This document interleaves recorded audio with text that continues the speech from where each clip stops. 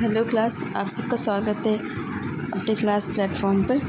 आप पढ़ेंगे आज शोभा मैम के साथ में क्लास 6 से अध्याय 6 नए प्रश्न नए विचार। एंड मैं एक बात कहूँगी कि मेरी थोड़ी सी तबीयत खराब है, तो प्लीज़ आप थोड़ा सा एडजस्ट करना। मुझे ज़ुकाम है, तो अगर मेरे बोलने में कुछ मतलब आवाज़ तो से नहीं समझ में आती, आप प्लीज़ मुझे बता दीजिए। चलिए शुरू करते हैं नए प्रश्न नए विचार। ओके, एंड इससे पहले तो हमने 5वें अध्याय में पढ़ चुके थे। आपका 5वां अध्याय हमने कंप्लीट कर लिया था और आज हम शुरू करेंगे आपका अध्याय 6। चलिए स्टार्ट करते हैं हमारा। हम पढ़ते हैं संस्थापक सिद्धार्थ थे, जिन्हें गौतम के नाम से जाना जाता था। ठीक है ना, जो बौद्ध धर्म है उनके संस्थापक कौन थे? सिद्धार्थ थे, और उन्हें किस नाम से जाना जाता था? गौतम के नाम से जाना जाता था। लगभग इनका जन्म 2500 वर्ष पूर्व हुआ था। अब यह वह समय था जब लोगों के जीवन में तेजी से परिवर्तन हो रहे थे। तुमने अध्याय 5 में पढ़ा है कि महान जनपदों के कुछ राजा इस समय बहुत शक्तिशाली हो गए थे। हजारों सालों के बाद फिर से नगर उभर रहे थे। अब यहाँ जब बौद्ध की बात कर रहे हैं, इनका जन्म हो चुका है। इस वक्त वह समय था जब महाजनपद के कुछ राजा बहुत शक्तिशाली हो गए थे। ठीक है, और हजारों साल बाद फिर से नगर उभर रहे थे। गांव के जीवन में भी बदलाव आ रहा था। ठीक है, बहुत से विचारक इन परिवर्तनों को समझने का प्रयास कर रहे थे। वे जीवन के सच्चे अर्थ को जानने की चाह रख रहे थे। ठीक है, अब इस समय में महाजनपद जब समय चल रहा था, उस समय जो लोग थे उस समय के, तो वे उसमें मतलब बहुत सारे विचारक थे जो सत्य की खोज में या जो हो रहा है उसकी खोज में, उसमें सच है झूठ है, यह सब की खोज में वे लोग प्रयास कर रहे थे, समझने का प्रयास कर रहे थे, और जो जीवन जो जी रहे थे उसके सच्चे अर्थ को समझने का प्रयास कर रहे थे। क्योंकि इससे पहले जो राजा वे जीवन के सच्चे अर्थ को समझने का प्रयास कर रहे थे। आगे बढ़ते, बुद्धि कौन थे? क्षत्रिय थे और शाक्य नामक एक छोटे गण से संबंध रखते थे। ठीक है, यहाँ पर आप इसको लिख सकते हो। बुद्ध जी क्षत्रिय थे। कौन थे? क्षत्रिय थे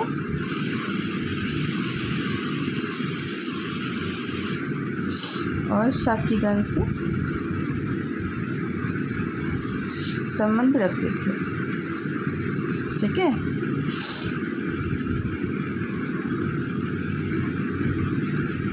युवावस्था में ही ज्ञान की खोज में उन्होंने घर के सुखों को छोड़ दिया। अब जब वो युवावस्था में थे तभी उन्होंने अपने घर का गृह त्याग कर दिया। क्यों? क्योंकि उन्हें ज्ञान की खोज करनी थी, उन्हें सत्य जानना था। सत्य की खोज में एवं अनेक वर्षों तक वे भ्रमण करते रहे तथा अन्य विचारकों से मिलकर चर्चा करते रहे। अब भ्रमण भी करते रहे कई वर्षों तक, एवं अन्य जो विचारक जो उन्हें मिलते गए, जिनके रास्ते में आश्रम वगैरह मिलते होंगे, या रास्ते में कई ऐसे महंत मिलते होंगे, संत मिलते होंगे, सन्यासी मिलते होंगे, तपस्या करते हुए देखे होंगे, तो उनसे उन्होंने अपनी जिज्ञासा का हल लेने के लिए गए होंगे, ज्ञान की प्राप्ति के लिए गए होंगे, किंतु उनको ज्ञान प्राप्ति नहीं हुई, वे संतुष्ट नहीं हुए। तो उन्होंने क्या किया? अंततः यह ज्ञान प्राप्ति के लिए उन्होंने स्वयं ही रास्ता ढूंढने का निश्चय कर लिया। इसके लिए उन्होंने बोध गया बिहार में पीपल के नीचे कई दिनों तक तपस्या की। यह आपका इम्पोर्टेंट है, आप इसको अंडरलाइन कर लो जो। ठीक है, कि बिहार में बोध गया में पीपल के पेड़ के नीचे उनको ज्ञान प्राप्ति हो गई, तपस्या करके ज्ञान प्राप्ति हुई। यह आपका मेन है। ठीक है, अंततः उन्हें ज्ञान प्राप्त हो ही गया। इसके बाद से वे बुद्ध के रूप में जाने गए। अब जब देखो, ये बहुत इम्पोर्टेंट है आपका, बुद्ध जो है, देख लो कि उनको बुद्ध के रूप में कब जाना जाने लगा, जब उनको ज्ञान प्राप्त हो गया। ठीक है, बहुत ही जरूरी। यहाँ से उन्होंने वाराणसी के निकट स्थित सारनाथ गए, जहाँ उन्होंने पहला उपदेश दिया। अब यहाँ पे एक और आपका एग्जाम पॉइंट बहुत इम्पोर्टेंट आपका आ गया कि सबसे प्रथम जो उपदेश उन्होंने कहाँ पर दिया था, वह दिया था उन्होंने सारनाथ में, जो कहाँ पर है, वाराणसी के निकट। प्रथम उपदेश, ठीक है, प्रथम उपदेश उन्होंने दिया। कुशीनगर में उनकी मृत्यु हो गई, कुशीनगर में उनकी मृत्यु हो गई। अब ये आप इसको इम्पोर्टेंट, आप इसको अंडरलाइन कर लीजिए। ठीक है, कॉपी में लिख लीजिए। पहला उपदेश कहाँ दिया, सारनाथ में। पहला उपदेश आपको बुद्ध ने कहाँ दिया, सारनाथ में। और कुशीनगर में उनकी मृत्यु हो गई, कुशीनगर में।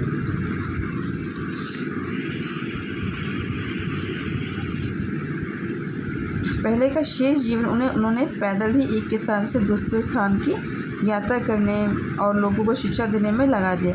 अब ये भी लाइन आपका इम्पोर्टेंट है कि कुशीनगर में मृत्यु से पहले, जब उनकी मृत्यु हो गई थी, तो उसके बुद्ध की मृत्यु से पहले उन्होंने जो सारा जीवन है अपना, वह उन्होंने पैदल चल के और लोगों को ज्ञान देने में, शिक्षा देने में व्यतीत कर दी। ठीक है ना, यह भी आपका इम्पोर्टेंट है, आप इसको अंडरलाइन कर लीजिए, आप कॉपी में लिख लीजिए। चलिए आगे बढ़ते। बुद्ध ने शिक्षा दी, आपको बुद्ध ने क्या शिक्षा दी, अब यहाँ देख लेते। बुद्ध ने जो शिक्षा दी वो क्या थी कि जीवन कष्टों से और दुखों से भरा हुआ है, और ऐसा हमारी इच्छा और लालसा के कारण है, जो हमें हमेशा पूरी नहीं हो सकती है। ये इनका कारण है। ठीक है, कभी कभी हम जो चाहते हैं वह प्राप्त कर लेने के बाद भी संतुष्ट नहीं होते एवं और अधिक अथवा अन्य वस्तुओं को पाने की इच्छा करने लगते हैं। बुद्ध ने इस लिप्सा को क्या कहा, तृष्णा। इस लिप्सा को तृष्णा कहा। ये आपका इम्पोर्टेंट है आपको। ठीक है, इसको अंडरलाइन कर लीजिए कि बुद्ध ने लिप्सा को क्या कहा, तृष्णा। ठीक है, और बुद्ध की शिक्षा क्या थी कि जो जीवन है वह दुखों से भरा हुआ है, और इसका कारण क्या है, हमारी इच्छा और लालसा, जो कभी भी पूरी नहीं हो सकती। बुद्ध ने शिक्षा दी कि आत्मसंयम ही अपनाकर हम ऐसे लालसा से मुक्ति पा सकते हैं। ठीक है, तो ये आपको बहुत इंपॉर्टेंट है, आपको इसको अंडरलाइन कर लीजिए कॉपी में, या इसी में अंडरलाइन करके आप साइड में लिख लीजिए। आगे बढ़ते। उन्होंने लोगों को दयालु होने तथा मनुष्य के साथ साथ जानवरों के जीवन का भी आदर करने की शिक्षा दी। वे मानते थे कि हमारे कर्मों के परिणाम जो हैं, चाहे वह अच्छे हो या बुरे हो, हमारे वर्तमान जीवन के साथ साथ बाद के जीवन को भी प्रभावित करते हैं। ठीक है ना, तो ये बहुत इंपॉर्टेंट है, इसको आप देख लो एक बार, बहुत इंपॉर्टेंट आपको स्टेटमेंट के तौर पे आ सकता है। ठीक है, कि उन्होंने क्यों यहाँ शिक्षा दी, क्योंकि जो हमारा जो कर्म है ना, हम चाहे अच्छे करें बुरे करें, जैसे भी कर्म हम करेंगे वह हमारे इस जीवन को तो प्रभावित करेंगे ही, साथ में जो अन्य जीवन, हमारे जो बाद का जीवन की पूर्ण जो जमा होगा उसको भी वह प्रभावित करेगा। ठीक है ना। बुद्ध ने अपनी शिक्षा सामान्य लोगों को प्राकृतिक भाषा में दी। अब बुद्ध ने जो उपदेश थे वह कौन सी भाषा में दी थी, तो उन्होंने अपनी शिक्षा जो है वह प्राकृतिक भाषा में दी। यह भी आपका इम्पोर्टेंट है, इसको आप अंडरलाइन कर लीजिए। ठीक है, चलिए आगे बढ़ते हैं।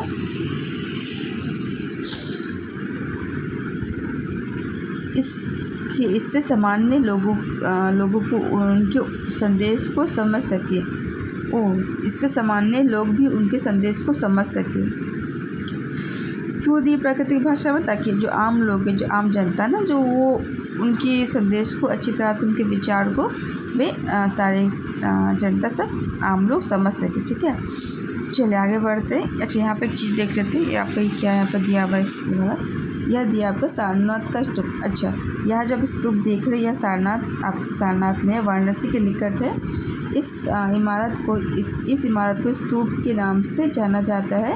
यहाँ पर बुद्ध ने अपना सर्वप्रथम उपदेश दिया था। इसी सारनाथ में सबसे प्रथम उपदेश दिया था। कितनों को दिया था, 4 लोगों को दिया था। इस घटना को स्मृति में यहाँ स्तूप का निर्माण किया गया है। अध्याय 11 में तुम इन स्तूपों के बारे में और अधिक पढ़ोगे। देखिए, एक क्लास 6 की NCERT, तो इसमें आपको इंट्रोडक्शन दिया है, छोटे मतलब मेन बात बता दी। अब आप इसका आगे में विस्तार रूप पढ़ोगे तो इसमें और भी ज़्यादा डिटेल, और भी ज़्यादा आपको जानकारी आपको बताई जाएगी। ठीक है ना, चलिए आगे बढ़ते हैं। यह रहा आपका स्तूप, इसको देखिए, ये आपका वाराणसी के निकट आपका सारनाथ में है। यही बुद्ध ने क्या दिए थे, अपने प्रथम उपदेश दिया था यहीं पर। चलिए आगे बढ़ते हैं।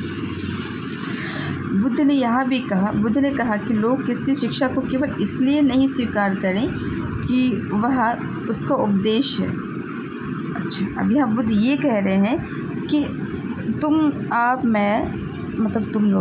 आप लोग इसलिए मत स्वीकार करो मेरी शिक्षा को, जो मैं तुम लोगों को समझा रहा हूँ कि यह शिक्षा मैं दे रहा हूँ, नहीं, ठीक है ना, बल्कि उससे अपने विवेक से मापे और देखें उन्होंने ऐसा किस प्रकार किया। अच्छा, और उन्होंने कहा कि आप अपने विचार अपनी बुद्धि लगाओ, अपने विवेक से इस बात को सोचो। ठीक है, सच झूठ क्या है, अपने विवेक से सोच कर उसके बाद आप निर्णय लो मेरी बातों पर, तब आप इस पर अपनी सहमति बनाओ।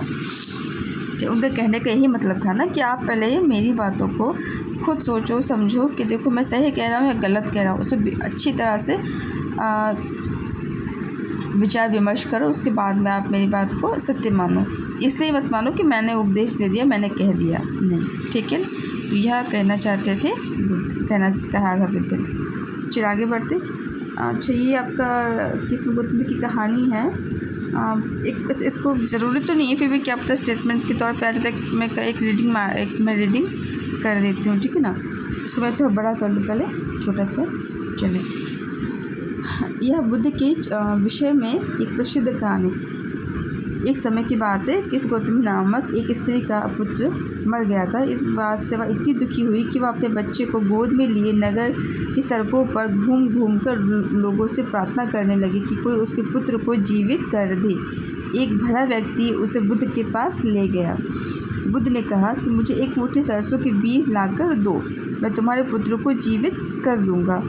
कृष्ण गौतमी बहुत प्रसन्न हुई, पर जैसे ही वह बीज लाने के लिए जाने लगी तभी बुद्ध ने उसे रोका और कहा, ये बीज एक ऐसे घर से मांग कर लाओ जहाँ किसी की मृत्यु ना हुई हो। कृष्ण गौतमी एक दरवाजे से दूसरे दरवाजे गई, लेकिन वह जहाँ भी गई उसने पाया कि हर घर में किसी न किसी के पिता माता बहन भाई पति पत्नी बच्चे चाचा चाची दादा या दादी की मृत्यु हुई थी। ठीक है ना, तो यहाँ पर बताया जा रहा है कि बुद्ध दुखी माँ को क्या शिक्षा देने का प्रयास कर रहे थे। तो बुद्ध क्या कहना चाहते थे यहाँ पर इनको, दुखी स्त्री को। उपनिषद अब हम पढ़ते, जिस समय बुद्ध उपदेश दे रहे थे उसी समय या उससे भी थोड़ा पहले, ठीक है, अब मैं बताया जा रहा है जिसमें बुद्ध उपदेश दे रहे थे लोगों को घूम घूम कर, उस समय या उससे भी थोड़ा सा पहले दूसरे अन्य चिंतक भी कठिन प्रश्नों को उत्तर ढूंढने का प्रयास कर रहे थे। उससे अन्य चिंतक भी जो थे ना, वे कठिन प्रश्नों का, अन्य जो विचारक थे, अन्य जो लोग थे, वे भी कठिन प्रश्नों को उत्तर ढूंढने का प्रयास कर रहे थे समाज में। उनमें से कुछ मृत्यु के बाद के जीवन के बारे में जानना चाहते थे, जबकि अन्य यज्ञों की उपयोगिता के बारे में जानने को उत्सुक थे। अब अन्य यज्ञों की उपयोगिता यानी कि वे लोग अन्य धर्म से है ना, वे लोग अन्य धर्म के लोग थे। ठीक है, तो वे लोग भी सत्य की ज्ञान की खोज में थे, वे लोग भी यज्ञ की उपयोगिता के बारे में जानना चाहते थे, वे लोग भी मृत्यु के बाद में जीवन है कि नहीं, उन सब प्रश्नों को लेकर वे भी परेशान थे। ठीक है, या दूसरी ओर वे लोग हो रहे हैं। ठीक है, इनमें से अधिकांश चिंतकों का यह मानना था कि इस विश्व में कुछ तो ऐसा है जो स्थायी है और जो मृत्यु के बाद भी बचा रहता है। अब उपनिषद के समय में जो चिंतक थे लोग थे, तो वो ये मानते थे, उसमें कुछ लोग विश्व में लोग मानते थे कि कुछ तो स्थायी है, विश्व में कुछ तो है जो बचा रहेगा हमेशा के लिए। ठीक है ना, तो इनका उत्तर उनको क्या मिला, उन्होंने इसका वर्णन आत्मा तथा ब्रह्म अथवा सर्वभौम मतलब आत्मा के रूप में दिया। उन्होंने इसका उत्तर क्या दिया कि आत्मा स्थायी, आत्मा ही ब्रह्म है। ठीक है, जिस हमेशा के लिए यह हमेशा रहेगी। वे मानते थे कि अंततः आत्मा तथा ब्रह्म एक ही है। उपनिषद के जो विचारक थे, उपनिषद में जो विचारक थे, जो लोग थे, वे क्या मानते थे कि आत्मा तथा ब्रह्म एक है, ठीक है, और वह स्थायी है, ठीक है। तो ये आपको बहुत इम्पोर्टेंट है, आप इसको एग्ज़ाम में कई बार क्वेश्चन आ चुका है, ठीक है। तो इसको आप नोट कर लो, ठीक है, आप इसको नोट कर लो, जो मैं अंडरलाइन कर रही हूँ आप इसको अंडरलाइन कर लीजिए या अपनी कॉपी में नोट कर लीजिए। चलिए आगे बढ़ते हैं, इसको हम बाद में पढ़ेंगे। भारतीय दर्शन की 6 पद्धति आपका ये, ठीक है, इसको पढ़ने के बाद में इसको हम पढ़ रहे थे पहले। ऐसे कई विचारकों का संकलन उपनिषदों में हुआ है। उपनिषद उत्तर वैदिक ग्रंथों का हिस्सा थे। अब उपनिषद कब कैसे यह उपनिषद उत्तर वैदिक के समय के थे, ठीक है। उपनिषद का शाब्दिक अर्थ क्या है? गुरु के समीप बैठना, गुरु के समीप बैठकर ज्ञान प्राप्त करना। इन ग्रंथों से, यह भी आपको इम्पोर्टेंट है, आप इसको अंडरलाइन कर लीजिए। इन ग्रंथों में अध्यापकों और विद्यार्थियों के बीच बातचीत का संकलन किया गया है, ठीक है। प्रायः ये विचार सामान्य वार्तालाप के रूप में प्रस्तुत किए गए हैं। अब यहाँ जो उपनिषद में जो आपके ग्रंथ वगैरह जो हैं उपनिषद में या में बातचीत का संकलन प्रस्तुत किया गया है। जो बातचीत करते हैं ना आपस में, उनका संकलन किया गया है, ठीक है। ये आपको इम्पोर्टेंट आपका ये वाला है, आप इसको नोट कर लो, ठीक है, कि उपनिषद का अर्थ क्या है, ठीक है ना। और यह उपनिषद उत्तर वैदिक के समय की है, सही है, ठीक है। चलो अब इसको हम आगे इसको देख लेते साइड का क्या है। भारतीय दर्शन के आपको पद्धति बताई गई है।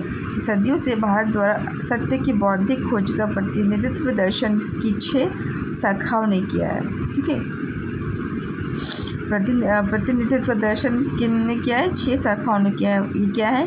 ये है आपका वैशेषिक, न्याय, सांख्य, योग, पूर्व मीमांसा और वेदांत। यह उत्तर मीमांसा के नाम से जाने जाते हैं। दर्शन को इन 6 पद्धतियों की स्थापना क्रमशः किसने की है?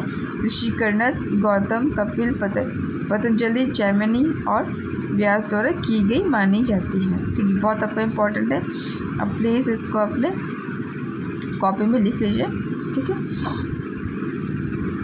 इससे आपके कई बार सवाल बनते हैं आपके, इससे यहाँ तक कि आपके इससे सवाल जो हैं ये आपके यूजीसी नेट में भी बनते हैं, यूपीएससी पीएससी भी बनते हैं, आपके अन्य एग्ज़ाम में भी गवर्नमेंट के बनते हैं, ठीक है। आगे बढ़ते हैं। जो आज भी देश में बौद्धिक चर्चाओं को दिशा देते हैं। जर्मन मूल के ब्रिटिश भारतविद फ्रेडरिक मैक्समुलर के अनुसार दर्शन की इन 6 शाखाओं का विकास कई पीढ़ियों के दौरान व्यक्तिगत विचारकों के योगदान से हुआ है। उन्होंने कहा है कि जो बहुत ही जो विचारक है उनका ही इसमें योगदान है, ठीक है। यद्यपि ये एक दूसरे से भिन्न दिखते हैं तथापि सत्य की समझ में आधारभूत तालमेल दिखता है। आगे बढ़ते हैं। अब यहाँ पर यह भी कहानी है एक बौद्ध की। उपनिषद की बुद्धिमान भिखारी है। यह वार्तालाप छंदोग्ध उपनिषद नामक प्रसिद्ध उपनिषद की एक कहानी। अब यहाँ उपनिषद की कहानी है, ठीक है। उपनिषद पर यह कहानी है। शौनक व अभिप्रमित नामक दो ऋषि सार्वभौम आत्मा की उपासना करते थे। एक बार ज्यों ही वे भोजन करने के लिए बैठे, एक भिखारी आया और भोजन मांगने लगा। शौनक ने कहा कि हम तुम्हें कुछ नहीं दे सकते। भिखारी ने पूछा, विद्यजन, आप किसकी उपासना करते हैं? और अभिप्रतारी ने उत्तर दिया, सार्वभौम आत्मा की। ओह, इसका मतलब आप यह जानते हैं कि यह आत्मा सार्वभौम आत्मा संपूर्ण विश्व में विद्यमान है। ऋषियों ने कहा कि हाँ, हम यह जानते हैं। भिखारी ने पूछा, अगर यह सार्वभौम आत्मा संपूर्ण विश्व में विद्यमान है तो यह मेरे अंदर भी विद्यमान है। मैं कौन हूँ? मैं इस विश्व का एक भाग ही तो हूँ। तुम सत्य बोलते हो, युवा ब्राह्मण ने कहा। इसलिए हे ऋषि, मुझे भोजन न देकर आप उस सार्वभौम आत्मा को भोजन देने से मना कर रहे हैं। भिखारी की बात की सच्चाई जानकर ऋषियों ने उसे भोजन दे दिया। तो यह एक घटना है, यह कहानी है जो उपनिषद में उपनिषद की कहानी है, ठीक है। तो यहाँ बताने की मतलब इस कहानी में यह बताया जा रहा है कि जो आत्मा है वह पूरे विश्व में सब में है, हर जगह है, मनुष्य में, जानवरों, पशु पक्षी, पेड़ पौधे सब में है। इस कहानी के माध्यम से यह बताया गया। इसीलिए उपनिषद में इस है आत्मा को बताया जो ब्रह्म है, जो सार्वभौम है, सब जगह पे स्थित है। इन चर्चाओं में भाग लेने वाले अधिकांशतः पुरुष, ब्राह्मण तथा राजा होते थे। कभी कभी गार्गी जैसी स्त्री विचारकों का भी उल्लेख मिलता है। अच्छा, उपनिषद में आपको जो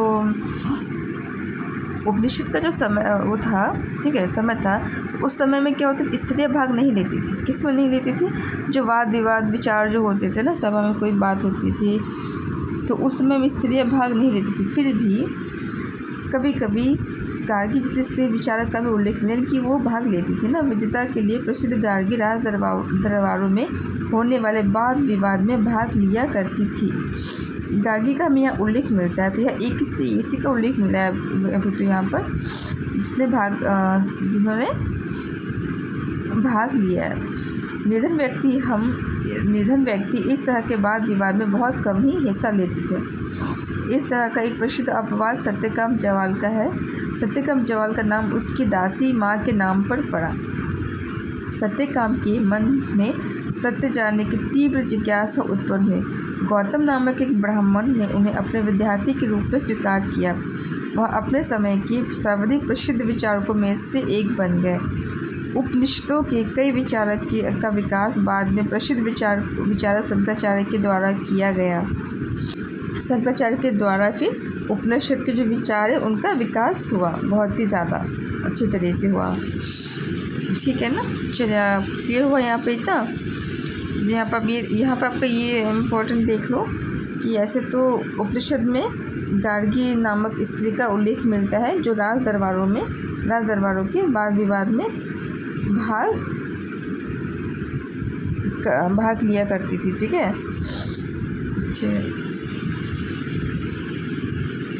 आगे बढ़ते व्याकरण पढ़नी। अब इसके बाद हम जान लेते हैं इस युग में कुछ अन्य विद्वान भी खोज कर रहे थे। उन्हीं प्रसिद्ध विद्वानों में एक पढ़िनी भी थे जिन्होंने संस्कृत भाषा में व्याकरण की रचना की। अब यहाँ पे आपका इम्पोर्टेंट है आपका कि पढ़िनी ने संस्कृत में व्याकरण की रचना की, ठीक है। उन्होंने स्वरों और व्यंजनों को एक विशेष क्रम में रखकर उनके आधार पर सूत्रों की रचना की। वे सूत्र बीज गणित के सूत्रों से काफ़ी मिलते जुलते हैं। इसका प्रयोग उन्होंने संस्कृत भाषा के प्रयोगों में के नियम लघु सूत्रों के रूप में लिखे। अब यहाँ पे आपका पीटी का क्वेश्चन यहाँ पे आपको बन जा रहा है, ठीक है। आपका पीटी का क्वेश्चन है कि व्याकरण की जो रचना वह किनके द्वारा की गई थी। वह प्रसिद्ध विद्वानों में से एक वो पढ़िनी थे जिन्होंने संस्कृत में की थी। किसमें की थी? संस्कृत में की थी, ठीक है। ठीक है, हम वही देखते जाएंगे, वही पढ़ते जाएंगे जिससे सवाल बनता है आपके एग्ज़ाम में। बाकी चीज़ें देखने की ज़रूरत नहीं है, ठीक है। आगे बढ़ते हैं। जैन धर्म के बारे में अब हम पढ़ना है, तो हम आगे चलते हैं। जैन धर्म के हैं इस युग में, अर्थात लगभग 2500 वर्ष पूर्व जैन धर्म के 24वें तथा अंतिम तीर्थंकर वर्धमान महावीर ने भी अपने विचारकों का प्रसार किया। वह बज्जी संघ के लिच्छवी युगल के एक क्षत्रिय राजकुमार थे, ठीक है। अब पढ़ लेते हैं कि जैन धर्म वो भी 2500 वर्ष पूर्व ही इनका जैन धर्म के 24वें तीर्थंकर थे, ठीक है। एवं उनका जो नाम वो क्या था, वह नाम था वर्धमान महावीर, ठीक है। और वे कहाँ के थे? वज्जी संघ के लिच्छवी कुल के एक क्षत्रिय राजकुमार थे। यहाँ पे आपका इम्पोर्टेंट आपका पीठ का क्वेश्चन आपका यहाँ बन रहा है, ठीक है। तो इसको अंडरलाइन कर लीजिए। इस संघ के विषय में आप अध्याय 5 में पढ़ चुके हो। हमने यहाँ बताया जा रहा है कि हमने 5 में पढ़ा था ना संघ गण, ठीक है ना। तो क्या थे, मैंने आपको बताया था ना पिछले में कि संघ और जो गण है वो आपका क्या था?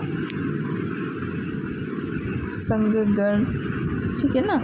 जब मैं पढ़ा था संघर्ष क्या था, यहाँ पे सभी राजा हुआ करते थे, है ना, सभी राजा हुआ करते थे, ठीक है। एक समुदाय, एक संघ था, सभी यहाँ पे राजा हुआ करते थे, ठीक है। 5वें चैप्टर में हमने पढ़ा था। तो यहाँ यहीं से आपके महावीर जैन आते हैं, ठीक है। चलिए आगे बढ़ते हैं। इस संघ के विषय में हम पढ़ चुके हैं इसको। 30 वर्ष की आयु में उन्होंने घर छोड़ दिया। महावीर जैन ने 30 वर्ष की आयु में घर छोड़ दिया। वे तो पीटी का क्वेश्चन यहाँ पर चला आराम से। और वे जंगल में रहने लगे। कहाँ रहने लगे? 30 वर्ष में घर से निकलकर वे जंगल में रहने लगे। 12 वर्ष तक उन्होंने कठिन तपस्या व एकाकी जीवन व्यतीत किया। इसके बाद उन्हें ज्ञान प्राप्त हुआ। कब उन्हें ज्ञान प्राप्त हुआ? 12 वर्ष के बाद। 12 वर्ष के बाद उन्हें ज्ञान प्राप्त हुआ, कठिन तपस्या व एकाकी जीवन व्यतीत करने के बाद। उनकी शिक्षा सरल थी। सत्य जानने की इच्छा रखने वाले प्रत्येक स्त्री व पुरुष को अपना घर छोड़ देना चाहिए। उनका सीधा सिंपल सिस्टम था, लॉजिक था कि अगर आपको सत्य जानना है, चाहे आप स्त्री हो या पुरुष, आपको घर का त्याग करना ही पड़ेगा, ठीक है ना। ये सबको क्लियर हुआ ना? ये आपका बहुत इंपॉर्टेंट है, इसको भी आप अंडरलाइन कर लीजिए। आगे बढ़ते हैं।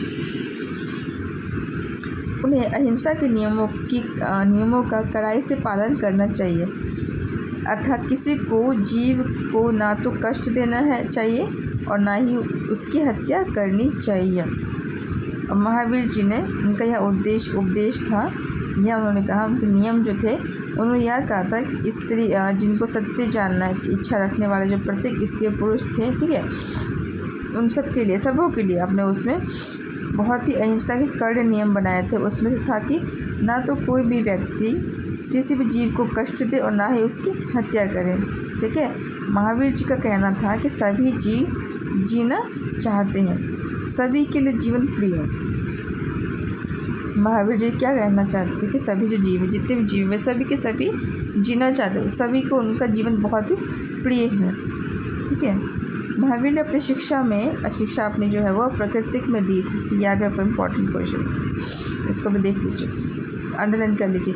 यही कारण है कि साधारण जन भी उनके तथा उनके अनुयायियों की शिक्षाओं को समझ सके। देश के अलग अलग हिस्सों में प्रकृति के अलग अलग रूप प्रचलित थे। अब देश तो इतना बड़ा, अब ज़रूरी नहीं ना कि हर स्थान पर एक ही भाषा बोली जाती हो, है ना।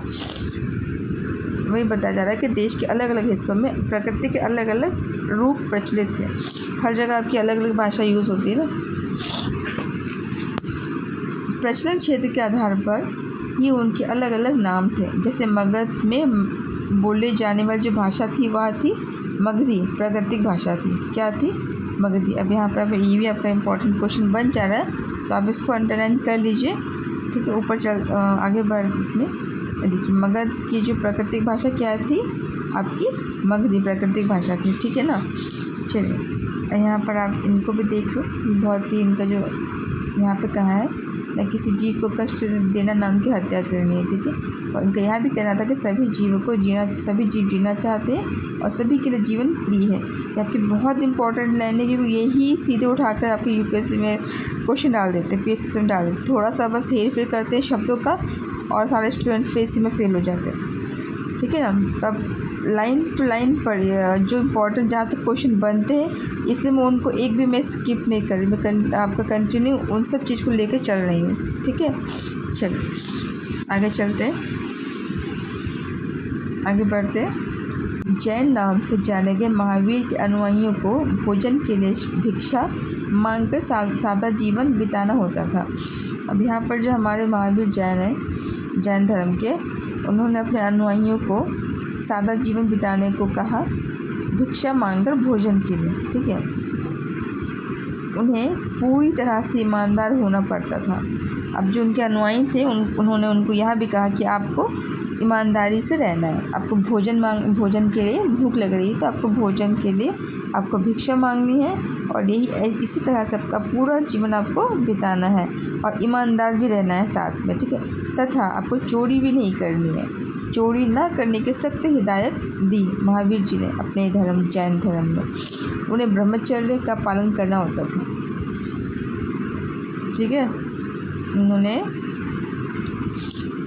महावीर जैन जी ने उन्होंने कहा कि आपको ब्रह्मचर्य, अनुयायियों को कहा कि आपको ब्रह्मचर्य का भी पालन करना होगा। पुरुषों को वस्त्रों सहित सब कुछ त्याग देना पड़ता था। जो पुरुष थे, अनुयायी में के पुरुष जो थे, उनको वस्त्रों सहित सब कुछ त्याग देना पड़ता था। कहने करते आपका जो वस्त्र तो त्यागेंगे, साथ में घर का सुख सब कुछ। ठीक है, आपको तो क्लियर हुआ ना? कहीं समझ में नहीं आया तो आप प्लीज़ मुझे कमेंट कीजिए ताकि मैं आपको दोबारा समझा सकूँ। ठीक है, चलिए आगे बढ़ते हैं हम।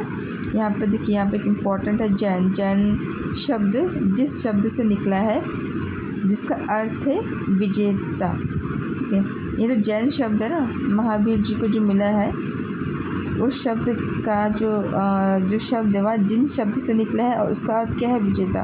यह जो शब्द है उनको तब मिलता है, जिन शब्द उनको पता कब मिलता है? जब उनको ज्ञान प्राप्ति हो जाती है। कहाँ पे हमने पढ़ा था? कौन से वृक्ष के नीचे? साल वृक्ष के नीचे। ठीक है, उनको ज्ञान प्राप्ति होती है। जैसे को ज्ञान प्राप्ति होती है तो वे जिन कहलाते हैं, जिसका अर्थ क्या होता है? विजेता। यह पर इम्पॉर्टेंट है, आप इसको अंडरलाइन कर लीजिए, अपनी कॉपी में भी लिख लीजिए। महावीर के लिए जिस शब्द का प्रयोग क्यों हुआ था? क्योंकि उनको ज्ञान प्राप्ति हो गया था ना, इसीलिए उनके लिए जिस शब्द का प्रयोग हुआ। आगे बढ़ते, अधिकांश व्यक्तियों के लिए ऐसे कड़े नियमों का पालन करना बहुत कठिन था। अब आप बताओ, इतने कठिन नियम तो कौन पालन करेंगे? सब तो नहीं कर सकते थे। कुछ व्यक्तियों को यह उनका नियम पसंद नहीं आया, इतने कड़े नियम जो पालन नहीं कर सकते थे। ठीक है, फिर भी हज़ारों व्यक्तियों ने इस नई जीवन शैली को जानने और सीखने के लिए अपने घरों को छोड़ दिया। इसके बाद भी बहुत से लोग थे जिन्होंने, हज़ारों व्यक्तियों ने इस जीवन शैली को जानने के लिए अपने घर को छोड़ दिया। कई अपने घरों पर ही रह और भिक्षुणी बने, लोगों को भोजन प्रदान कर उनकी सहायता करते। अच्छा, कई लोग घर पे ही रहते थे और उन्होंने क्या किया था? जो अनुयायी थे जो भोजन मांगने के लिए आते थे, तो उनके लिए उन्होंने भोजन मतलब प्रदान किया, उनको भोजन वे देते थे। मुख्यतः व्यापारियों ने जैन धर्म का समर्थन किया। व्यापारी जो वर्ग है, उन्होंने जैन धर्म का खुलकर समर्थन किया। किंतु किसानों के लिए इन नियमों का पालन करना अत्यंत कठिन था, क्योंकि फसल की रक्षा के लिए उन्हें कीड़े मकोड़ों को मारना पड़ता था। अब देखिए, व्यापारियों को तो कुछ नहीं करना ना, उनको तो खल नहीं चलाना, ना तो उनके हाथों कोई कीड़े मकोड़े मर रहे थे, तो उनके लिए यह बहुत ही आसान था। किंतु किसान तो ऐसा नहीं कर सकते। अब किसान जब खेत में हल चलाएगा या यहाँ वहाँ जाएगा, मिट्टी को अपना जो वे लोग बनाते हैं, मिट्टी को अच्छी तरह से जो मलते हैं, जो भी कुछ किसान से कृषि संबंधित जो कार्य करते हैं, तो उसमें तो कितने सारे कीड़े मकोड़े थे, ना चाहते हुए भी मर ही जाएंगे। तो इसीलिए यह नियम जो था वह किसानों के लिए पालन करना बहुत ही कठिन था। ठीक है, तो उन्होंने यह नहीं माना। आगे बढ़ते, बाद की सदियों में जैन धर्म उत्तर भारत के कई हिस्सों के साथ साथ गुजरात, तमिलनाडु, कर्नाटक में भी फैल गया। अब यहाँ भी आप देख लो, इसको भी आप अच्छी तरह से लाइन को पढ़ लो कि जो कई बार सदियों में जैन धर्म जो उत्तर भारत में पहले था, उसके बाद में यह कई हिस्सों में फैल गया। गुजरात फैल गया, तमिलनाडु में फैल गया, कर्नाटक में भी फैल गया। महावीर तथा उनके अनुयायियों की शिक्षाएं कई शताब्दियों तक मौखिक रूप में ही हो रही थी। अब यहाँ पे एक चीज़ देखो, बहुत समय तक, हमेशा के लिए नहीं, काफ़ी समय तक उनके जो अनुयायी जो थे, उनकी जो शिक्षाएं थी ना, वह मौखिक रूप यानी कि उच्चारण बोल की वो लोग शिक्षा ले रहे थे। वर्तमान रूप में उपलब्ध जैन धर्म की शिक्षाएं जो है वह लगभग 1500 वर्ष पूर्व गुजरात में वल्लभी नामक स्थान पर लिखी गई थी। अब यहाँ आप देखो, यह भी बहुत इम्पोर्टेंट है आपका कि पहले तो 1500 वर्ष मतलब में गुजरात में वल्लभी नामक स्थान पर इनकी शिक्षाएं लिखी गई। ठीक है, जैन धर्म की, यह इम्पोर्टेंट है। इससे पहले यह मौखिक रूप से उन लोगों को शिक्षाएं दे रहे थे। क्लियर हुआ ना आपको इतना? चलिए आगे बढ़ते हैं। जो इम्पोर्टेंट है उसको मैंने बोला कि आपको पीटी का क्वेश्चन वहाँ बन रहा है, ठीक है, उसको आप अपनी कॉपी में लिख लीजिए। अब हम संघ देखते हैं। महावीर तथा बुद्ध दोनों का ही मानना था, ठीक है। अब देखिए दोनों का क्या मानना था, इनका यह मानना था कि घर का त्याग करने पर ही सच्चे ज्ञान की प्राप्ति हो सकती है। ये आपका पीटी का क्वेश्चन यहाँ पे बन जा रहा है, अब इसको नोट कर लीजिए, अंडरलाइन भी कर लीजिए। अब महावीर जो थे 24वें तीर्थकर थे और बुद्ध जी बौद्ध धर्म के जो बुद्ध थे, उन दोनों का यह मानना था कि यदि आपको सच्चे ज्ञान की प्राप्ति करनी है, लेनी है, तो आपको क्या करना पड़ेगा, घर के सुखों का त्याग करना पड़ेगा। और महावीर तो कहते हैं कि वस्त्रों का भी त्याग करना पड़ेगा साथ में, ठीक है। चलिए आगे बढ़ते हैं। फिर और आपको इतना ऐसे लोगों के लिए उन्होंने संघ नामक संगठन बनाया जहाँ पर घर त्याग करने वालों को एक साथ रह सके। अब इन्होंने क्या किया कि जो घर छोड़कर आएंगे ना, जो लोग उनका मतलब उनके धर्म में आएंगे, उनकी शिक्षाएं जो लेंगे, सत्य का ज्ञान प्राप्ति के लिए, तो उन लोगों के लिए इन्होंने क्या बना दिया, एक संघ नामक संगठन बनाया। ये बहुत इंपॉर्टेंट क्वेश्चन है आपका, संघ नामक संगठन बनाया। अब यहाँ पर कौन लोग आएंगे, वे लोग आएंगे जिन्होंने अपना घर त्याग कर दिया, ठीक है ना। आप इसको बहुत इम्पोर्टेंट है, आप इसको एकदम ध्यान से पढ़ लीजिए, ठीक है। मैंने इसको अंडरलाइन भी कर दिया है। आगे बढ़ते, संघ में रहने वाले बौद्ध भिक्षुओं के लिए बनाए गए नियम। अब यहाँ पर देखो, संघ में रहने वाले बौद्ध भिक्षुओं के लिए नियम बनाया गया था। किसके लिए बनाया गया था, बौद्ध भिक्षुओं के लिए बनाया गया था। किस में बनाया गया था, विनय पिटक में बनाया गया था, ठीक है, नामक ग्रंथ, विनय पिटक नामक ग्रंथ था, उसमें बनाया गया था। और विनय पिटक से हमें क्या पता चलता है कि संघ में पुरुषों और स्त्रियों के रहने की जो अलग अलग व्यवस्था थी, सभी व्यक्ति संघ में प्रवेश ले सकते थे, ठीक है। अब यहाँ पर जो विनय पिटक है, जो ग्रंथ है, ठीक है, जिनका बौद्ध भिक्षुओं के लिए बनाया गया था, तो उसमें क्या थे, नियम बनाए गए थे। पुरुष और स्त्रियों के रहने की अलग अलग व्यवस्था थी, नियम बनाए गए थे संघ में रहने के, ठीक है। सभी व्यक्ति संघ में प्रवेश ले सकते थे। हालांकि संघ में प्रवेश के लिए बच्चों को अपने माता पिता से, अब ये तो मैं पढ़ दे रही थी, फिर इम्पोर्टेंट थी, ये आप देख लो। दासों को अपने स्वामी से, जो दास थे उनको किससे परमिशन लेनी थी, अपने स्वामी से। और बच्चों को किससे परमिशन लेनी थी, अपने पेरेंट्स से, यानी कि माता पिता से। राजा को यहाँ काम करने वाले लोगों को राजा से। अब जो राजा के यहाँ पर काम करते थे उनको किससे लेने थे, राजा से। तथा कर्जदारों को अपने देनदारों से। अब जो कर्जदार थे उनको भी अनुभूति लेनी थी, किससे लेनी थी, जिनको उन्होंने कर्ज वापस देना है, यानी कि देनदारों से लेनी है, ठीक है। एक स्त्री को इसके लिए अपने पति से अनुमति लेनी होती थी। अब यदि इस संघ में सच्चे ज्ञान की प्राप्ति के लिए अगर किसी स्त्री को आना होता था ना, तो वह किससे अनुमति लेगी, अपने पति से, ठीक है ना, अपने पति से अनुमति लेगी, ठीक है। तो ये आपको इम्पोर्टेंट है, आप इसको ध्यान से मतलब अंडरलाइन कर लीजिए।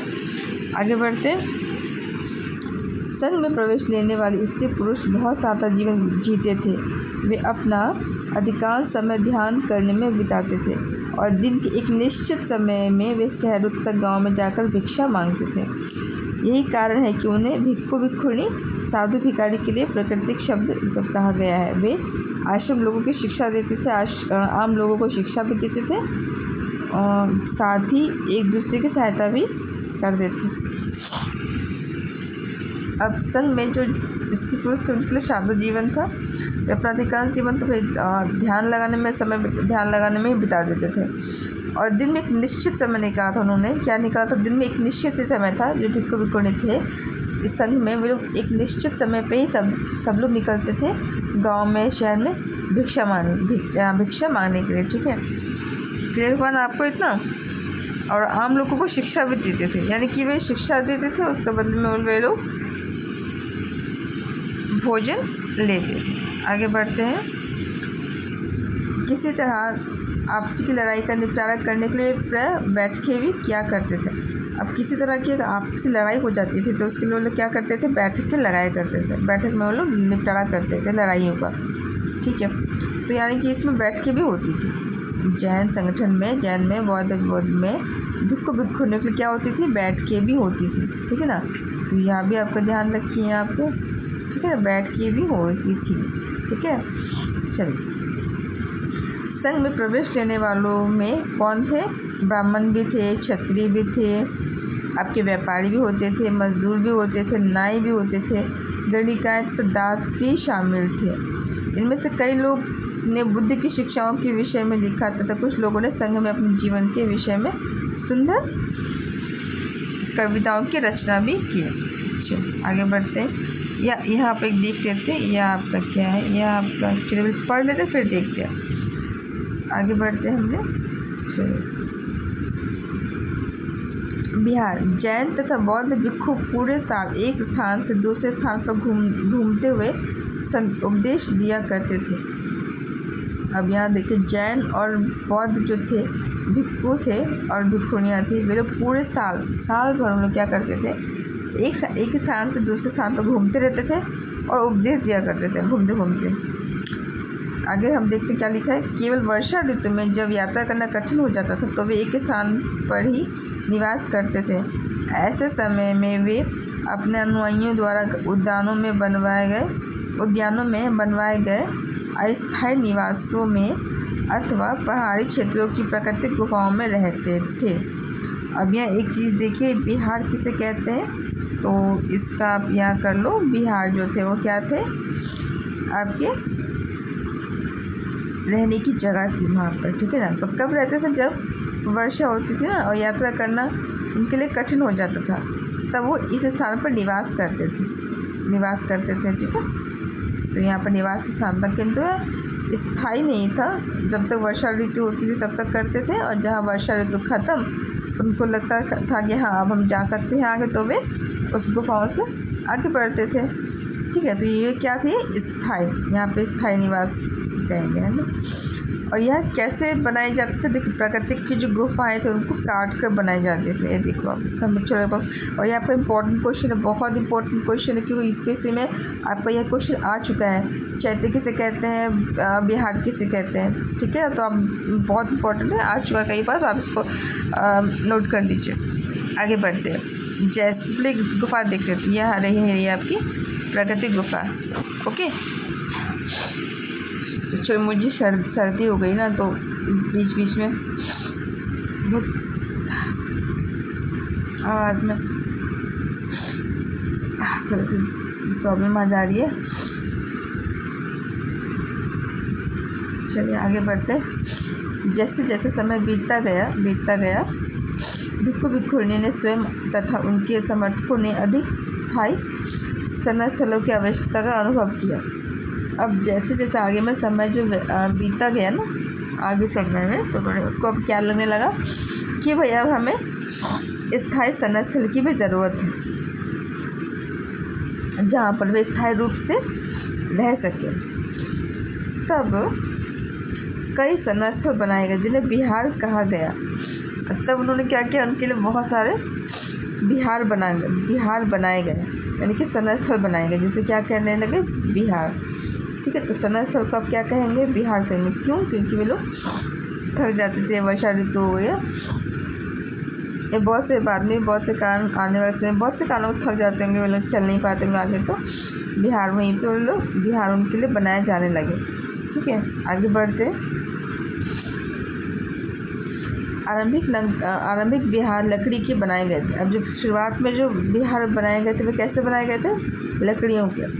बाद में इनके निर्माण में ईंटों का प्रयोग होने लगा। अब बाद में, मतलब पहले तो आपका लकड़ियों से बनाए जाते थे और बाद में से ईंटों का प्रयोग भी होने लगा, यानी कि ईंटों से बनाए जाने लगे। पश्चिमी भारत में विशेषकर कुछ बिहार पहाड़ियों को खोद कर बनाए गए थे। अब पश्चिमी भारत, वहाँ पर जितने भी मतलब कुछ बिहार जो बनाए गए वो पहाड़ियों को खोद कर बनाए गए, ठीक है। तो यहाँ भी आपका, इसको भी आप एक बार अच्छी तरह से देख लीजिए, यहाँ भी आपका इम्पोर्टेंट ही है। आगे बढ़े, चलिए आगे बढ़ते। अब यहाँ पर हम देख लेते हैं कि यहाँ पर क्या बताया जा रहा है। यहाँ पर आपका एक बौद्ध ग्रंथ से ज्ञात होता है, तो यहाँ पर हम देखते हैं क्या बताया गया कि एक बौद्ध ग्रंथ से ज्ञात होता है। क्या ज्ञात होता है, हम देख लेते हैं। जिस तरह महासागरों में मिलने पर नदियों की अलग अलग पहचान समाप्त हो जाती है, ठीक उसी तरह बुद्ध के अनुयायी जब भिक्षुओं की श्रेणी में प्रवेश करते हैं तो वे अपना वर्ण, श्रेणी और परिवार सब त्याग देते हैं। अब इनका कहने का यह मतलब यह है कि बौद्ध ग्रंथ से हमें यह बात पता चलती है, पता चलता है कि जैसे एग्जाम्पल दे दिया यहाँ पर, समान सागर में मिलने पर नदियाँ, ठीक है, नदियाँ अपनी पहचान उनकी समाप्त हो जाती है, ठीक है। उसी तरह से बुद्ध के जो अनुयायी है ना, वे लोग जैसे भिक्षुक बन जाते हैं, ठीक है, प्रवेश ले लेते हैं इसमें भिक्षुक की श्रेणी में, उस समय वे अपना वर्ण, श्रेणी और परिवार सब त्याग देते हैं।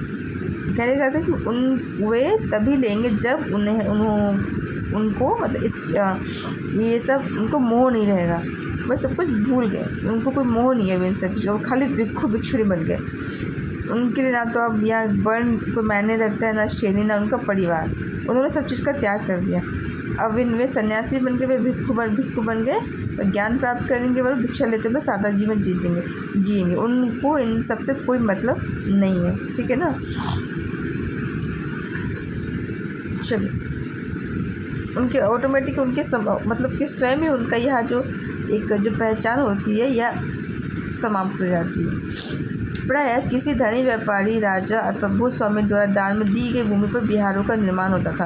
अच्छा, यहाँ पर ये भी देख लो कि जो भूमि का निर्माण, बिहार का जो निर्माण होता था ना, तो वह कैसे होता था, आपके जो धनी व्यापारी थे और राजा अथवा भूस्वामी द्वारा दान में दी गई, किसमें दी गई, दान में दी गई भूमि पर बिहार निर्माण होता था, ठीक है। धनी व्यापारी, राजा, भूस्वामी और दान में दी गई भूमि पर बिहार निर्माण होता था। यह पर इम्पोर्टेंट है आपका इससे सवाल बनता है। स्थानीय व्यक्ति भिक्षुणी के लिए भोजन, वस्त्र तो दवाइयाँ लेकर आते थे।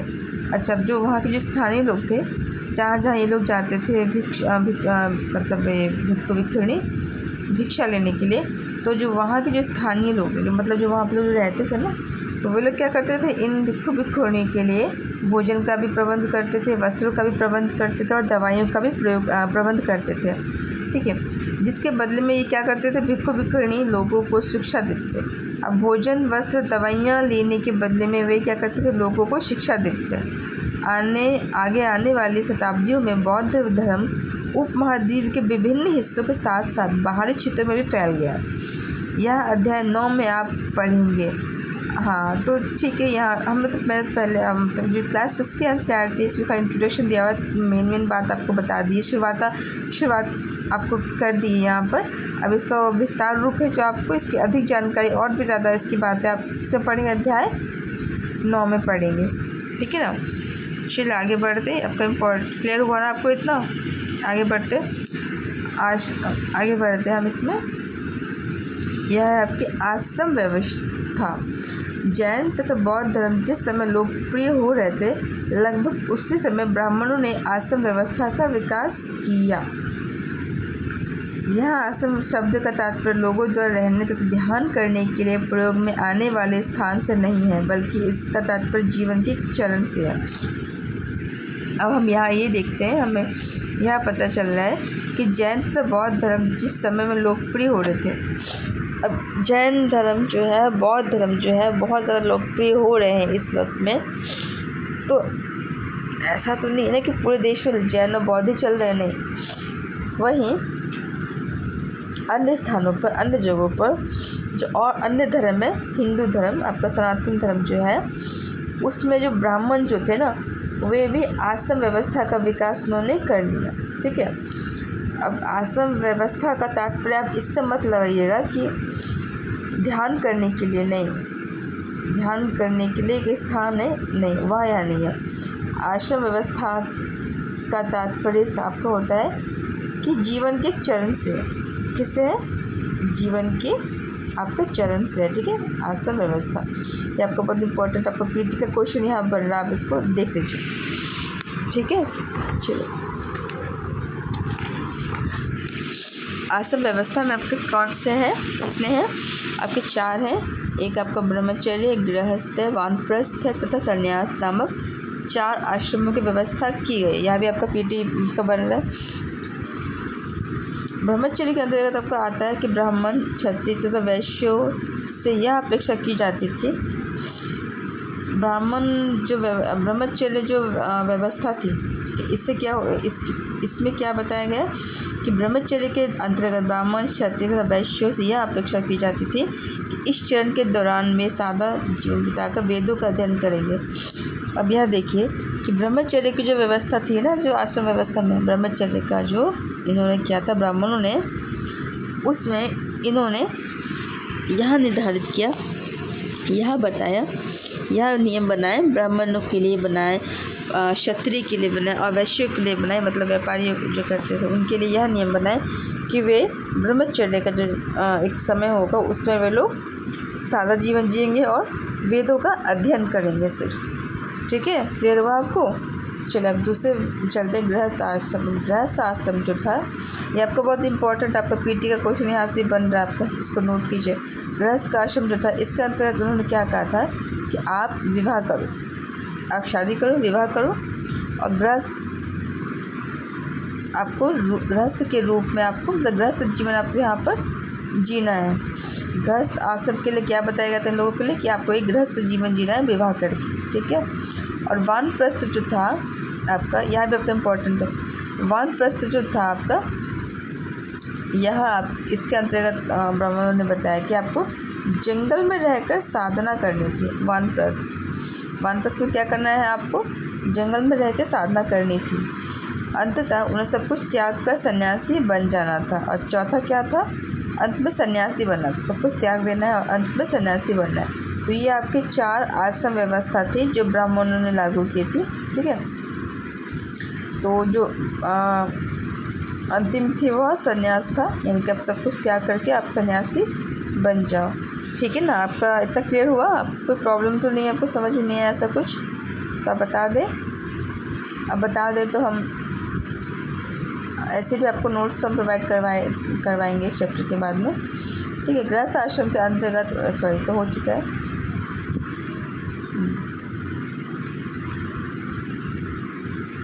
आश्रम व्यवस्था ने लोगों को अपने जीवन का कुछ हिस्सा ध्यान में लगाने पर बल दिया।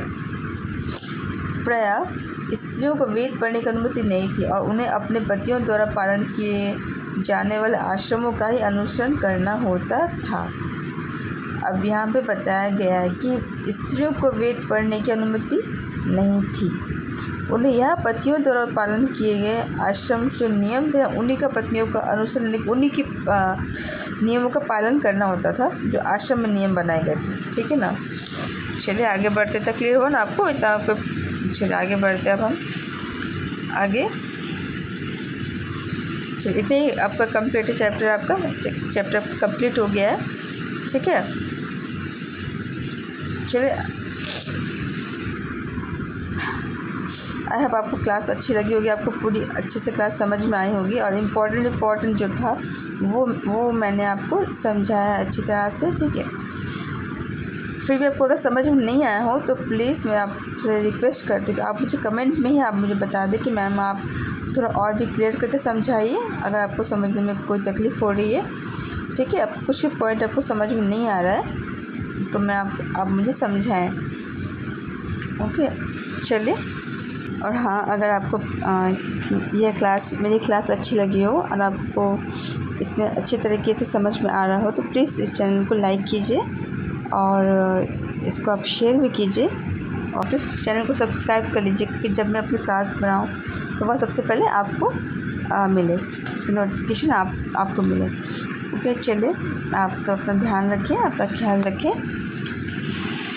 ओके बच्चों, गुड नाइट।